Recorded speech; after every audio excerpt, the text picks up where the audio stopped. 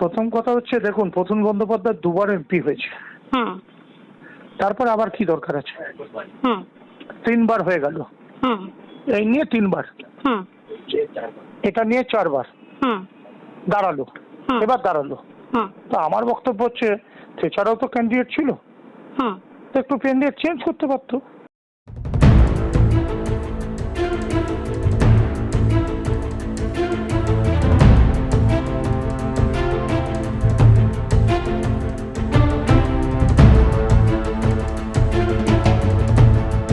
তৃণমূলের প্রার্থী তালিকা নিয়ে কালীঘাটে কোন্দল।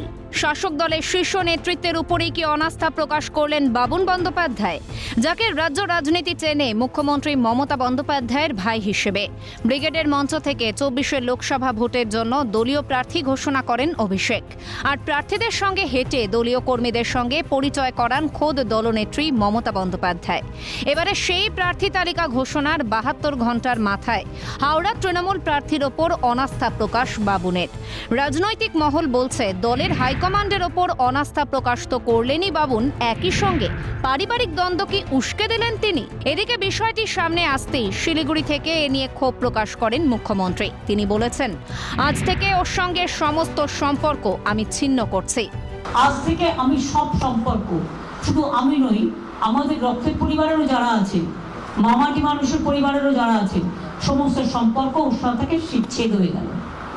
আজ থেকে কোনো রিলেশন আমার ভাই হিসেবে কেউ পরিচয় দেবেন না। সেই সঙ্গে তিনি জানান, লোভী মানুষদের আমি পছন্দ করি না। আমার পরিবারের সবাই যদি বলে আমি এমপি ইলেকশনের টিকিট চাই, এমএলএ ইলেকশন টিকিট চাই, তাহলে আমি তো পরিবারতন্ত্র করব।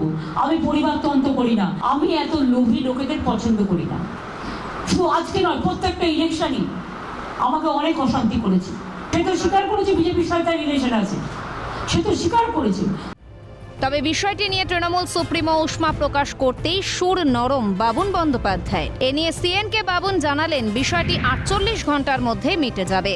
আমি ফেসবুকে দিয়ে দিয়েছি, দিদি আমার ভগবান। দিদি যদি ভাইকে বকে, এটা তো আশীর্বাদ হয়। আমি এটা আশীর্বাদ হিসেবে নিয়েছি, অন্য কিছু না। আর 48 ঘন্টার মধ্যে এটা মিটে যাবে।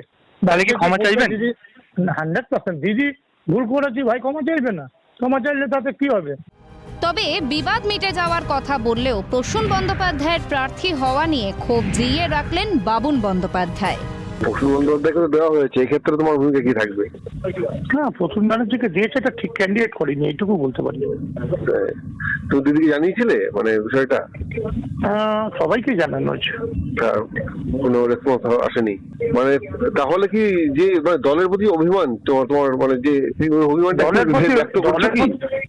দলের প্রতি অভিমান নেই, পার্টির প্রতি অভিমান নেই, ওই ব্যক্তিটার প্রতি অভিমান আছে। এ নিয়ে সিএনকে কি জানালেন মুখ্যমন্ত্রীর আরেক ভাই কার্তিক বন্দ্যোপাধ্যায়, শুনুন। আমরা মামাটির দলের একজন কর্মী, হ্যাঁ, আমরা দিদির সৈনিক। দিদির আদর্শ আমাদের আদর্শ।